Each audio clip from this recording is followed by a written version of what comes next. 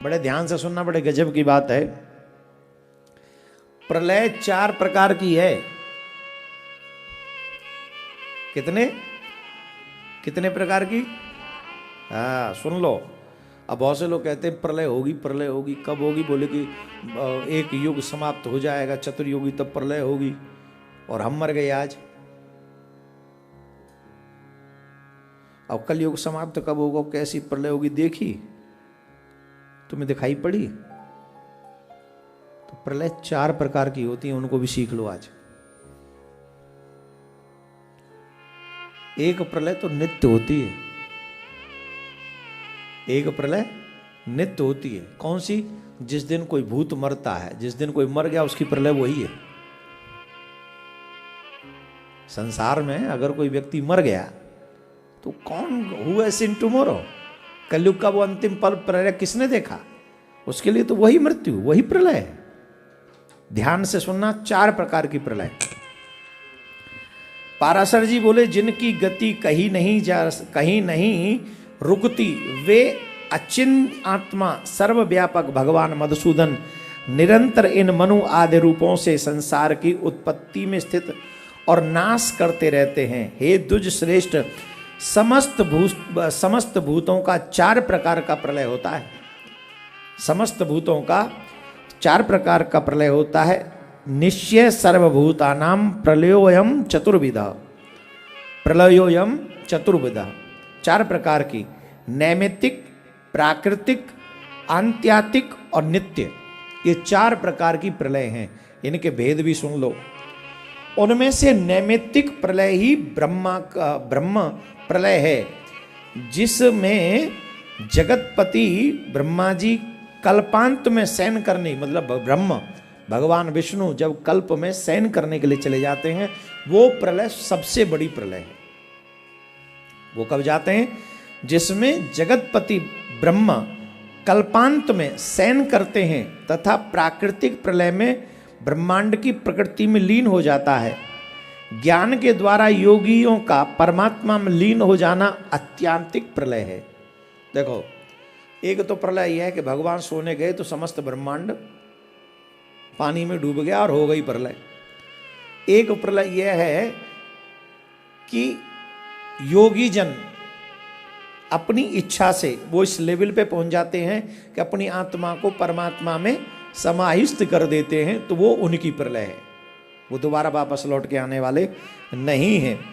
और एक ब्रह्मांड ही प्रलय लीन हो जाता है, वो तीसरे प्रकार की। लेकिन चौथे प्रकार की जो प्रलय है, वो ये प्रलय है जिसे हम नित्य प्रलय कहते हैं। वो ये है, कौन सी? कि रात दिन जो भूतों का क्षय होता है। आप और हम सब देखते हैं कि आज उसके घर में कोई चला गया, आज उसके घर में कोई चला गया, कल उसके घर में कोई चला गया। जो रात दिन इस तरीके का हम लोगों को जाते आते देखते हैं, ये भी एक प्रलय है। इस प्रकार से 4 प्रकार की प्रलय होती है। आप समझिए, कलयुग के अंत वाली या किसी युग के अंत वाली या भगवान के शयन वाली प्रलय से पहले हमारे जीवन की ये जो प्रलय है, मनुष्य जीवन समाप्त हो, ये महत्वपूर्ण है। जब तक हमारा ये जीवन है, आप लोग अरबों खरबों के हैं। इस संसार में आपकी कोई कीमत नहीं चुका सकता, कोई भी नहीं। लेकिन अगर आपने ये जीवन खो दिया तो आपकी वैल्यू 2 पैसे की नहीं रहेगी। 2 पैसे की वैल्यू नहीं रहेगी।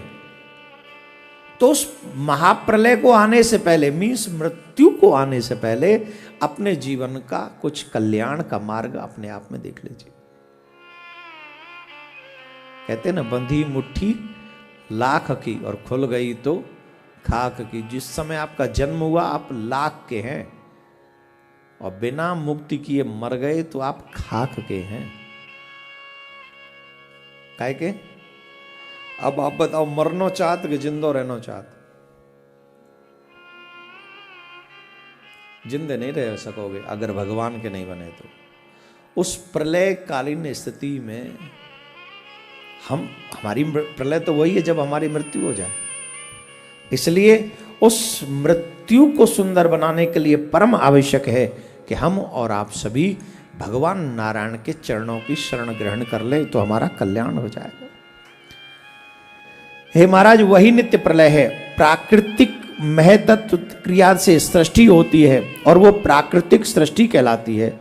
और अवांतर प्रलय के अंतर जो ब्रह्मा के द्वारा चराचर जगत की उत्पत्ति होती है, वह दैनंदिनी सृष्टि कही जाती है। और मुनि श्रेष्ठ, जिसमें प्रतिदिन प्राणियों की उत्पत्ति रहती है, उसे पुराणार्थ में कुशल महानुभावों ने नित्य सृष्टि कहा है।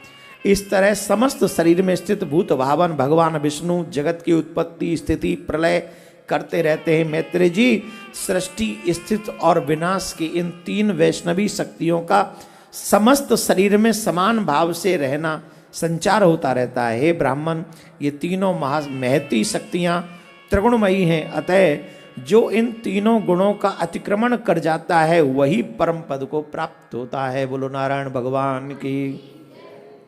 जोर से बोलना पड़ेगा।